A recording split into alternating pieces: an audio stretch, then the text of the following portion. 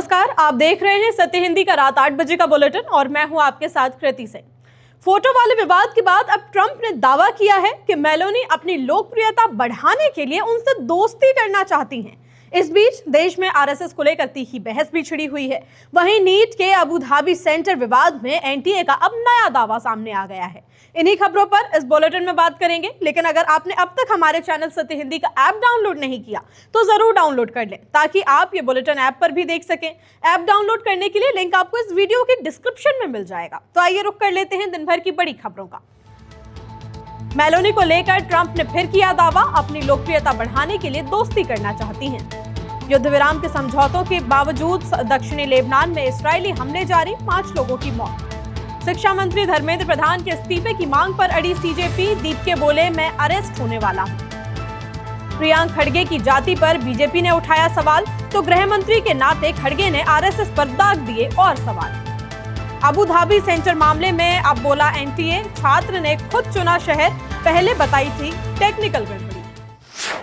अमेरिकी राष्ट्रपति Donald Trump ने इटली की प्रधानमंत्री जॉर्जिया मेलोनी को लेकर फिर से विवादित दावा कर दिया है। ट्रंप ने दावा किया कि फ्रांस में हुए G7 समिट के दौरान मेलोनी बार बार उनके साथ तस्वीर खिंचवाने की कोशिश कर रही थी ताकि इटली में अपनी लोकप्रियता बढ़ा सके। उन्होंने दावा किया कि इटली में मेलोनी की लोकप्रियता घट रही है और इसकी एक वजह अमेरिका के उस रुख का समर्थन न करना है जिसमें ईरान को परमाणु हथियार हासिल करने से रोकने की बात कही गई थी।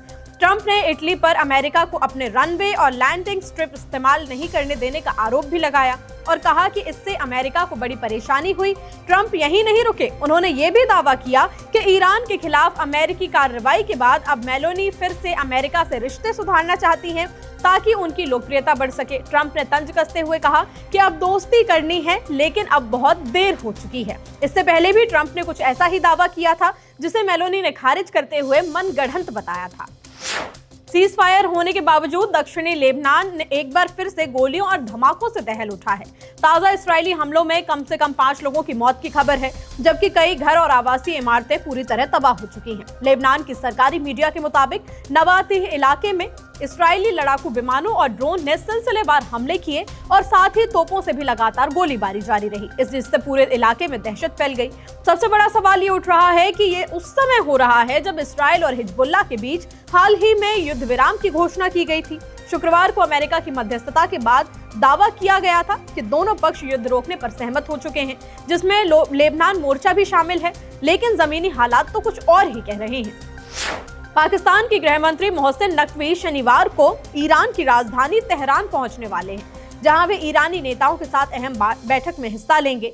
ईरान के विदेश मंत्रालय के प्रवक्ता इस्माइल बकाई के मुताबिक नकवी ईरान के गृह मंत्री एस्कंदर मोमेनी और विदेश मंत्री अब्बास अराक्ची से मुलाकात करेंगे। इन बैठकों में अमेरिका और ईरान के बीच हाल ही में हुए MOU पर विस्तार से चर्चा होगी। बातचीत का फोकस आर्थिक प्रतिबंधों में राहत, दोनों देशों की प्रतिबद्धताओं की निगरानी के तरीके और परमाणु कार्यक्रम से जुड़े मुद्दों पर रहेगा। माना जा रहा है कि यह मुलाकात क्षेत्रीय राजनीति और पश्चिम एशिया के बदलते समीकरणों के लिहाज से काफी अहम है। जंतर मंतर पर चल रहे कॉकरोच जनता पार्टी के प्रदर्शन में संस्थापक अभिजीत दीपके ने ऐलान कर दिया कि वो तब तक नहीं हटेंगे जब तक केंद्रीय शिक्षा मंत्री धर्मेंद्र प्रधान इस्तीफा नहीं दे देते। दीपके ने दिल्ली पुलिस से प्रदर्शन की अनुमति बढ़ाने की अपील की, लेकिन पुलिस ने साफ साफ मना कर दिया और इजाजत सिर्फ शाम 5 बजे तक की थी। इसके बाद पुलिस ने प्रदर्शनकारियों को शांतिपूर्वक वहां से हटाना शुरू किया। ज्यादातर लोग तो चले गए, लेकिन दीपके और कुछ छात्र नेता मंच पर डटे रहे। प्रदर्शन में शामिल छात्र परीक्षा में कथित गड़बड़ियों, पेपर लीक और भर्ती परीक्षाओं से जुड़े मुद्दों को लेकर सरकार से जवाब मांग रहे थे। प्रदर्शनकारी थाली और चम्मच बजाकर विरोध जता रहे थे और शिक्षा मंत्री के इस्तीफे की मांग कर रहे थे। दीपके का कहना है कि पुलिस मुझे कभी भी गिरफ्तार कर सकती है और अगर मैं गिरफ्तार हो जाऊं तो ये आंदोलन बंद मत करना।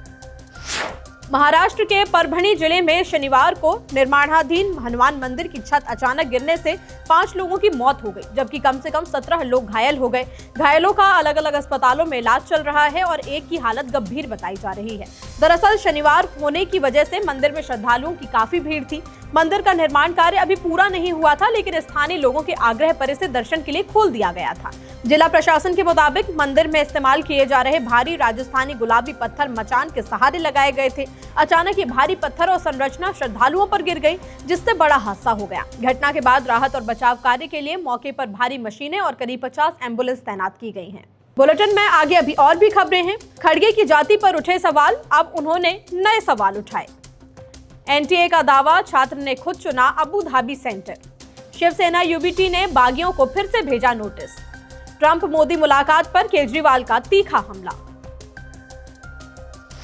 कर्नाटक में आरएसएस पर बहस और तेज हो चुकी है। अब राज्य के गृह मंत्री प्रियांक खड़गे ने बीजेपी के उन सवालों का जवाब दिया है जिनमें बीजेपी एमपी रमेश जिगाजिंगी ने पूछा था कि एक दलित आदमी को आरएसएस से क्या मतलब। इस पर अब प्रियांक खड़गे ने राज्य के गृह मंत्री होने के नाते सवाल उठा दिए।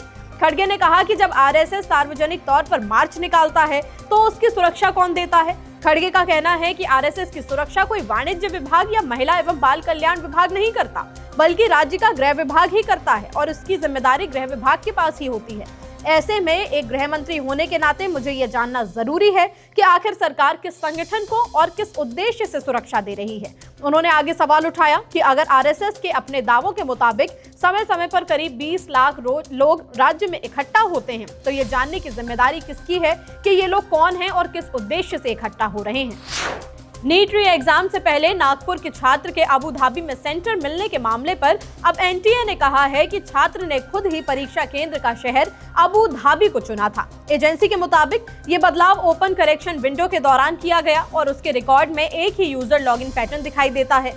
एनटीए ने यह भी दावा किया कि अबू धाबी विकल्प को उम्मीदवार ने 2 बार प्रीव्यू भी किया था और बाद में उसे कंफर्म भी किया गया। एनटीए ने बताया कि 19 जून की शाम को उन्हें सेंटर बदलने की एक अनौपचारिक रिक्वेस्ट भी मिली थी, जिसके बाद एजेंसी ने तुरंत प्रक्रिया शुरू की और छात्र के पिता से संपर्क किया। एजेंसी का कहना है कि छात्र के अनुरोध पर ही बाद में सेंटर को वापस नागपुर शिफ्ट कर दिया गया।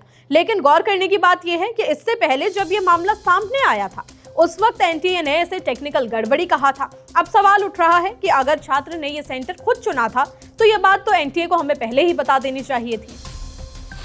शिवसेना यूबीटी ने पार्टी के 6 बागी सांसदों को फिर से कारण बताओ नोटिस जारी कर दिया है और 24 घंटे के भीतर लिखित जवाब देने का आदेश दिया है।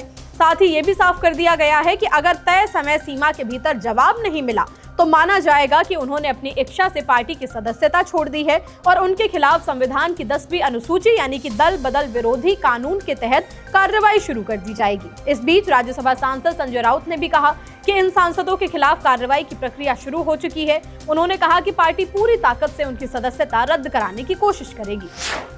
शिवसेना यूबीटी के 6 बागी सांसद अभी आधिकारिक तौर पर शिंदे सेना में शामिल भी नहीं हुए, लेकिन फिर भी केंद्रीय गृह मंत्री अमित शाह ने दावा कर दिया कि अब शिवसेना एक हो गई है। शाह ने शनिवार को कोल्हापुर में एक कार्यक्रम के दौरान कहा कि अब शिवसेना में कोई गुट नहीं बचा है और पार्टी पूरी तरह से एक हो चुकी है। पहले एकनाथ शिंदे जी के नाम के साथ शिवसेना शिंदे गुट कहना पड़ता था, लेकिन अब कोई गुट नहीं बचा है, सिर्फ एक ही शिवसेना है। शाह ने उद्धव ठाकरे पर राहुल गांधी की अगुवाई वाली कांग्रेस की गोद में बैठने का आरोप लगाया।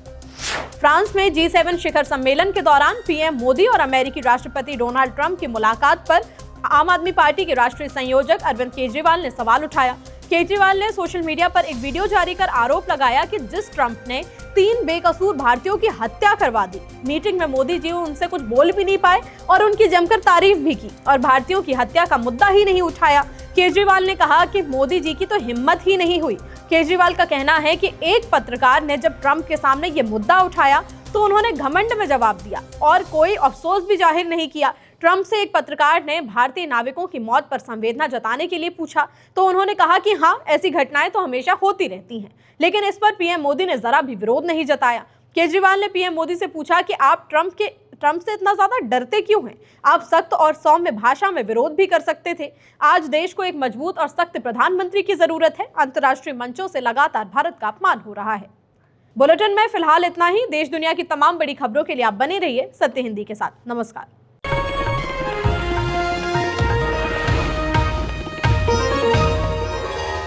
Copyright disclaimer under Section 107 of the Copyright Act 1976. Allowance is made for fair use for purposes such as criticism, comment, news reporting, scholarship, and research. Fair use is a use permitted by copyright statute that might otherwise be infringing.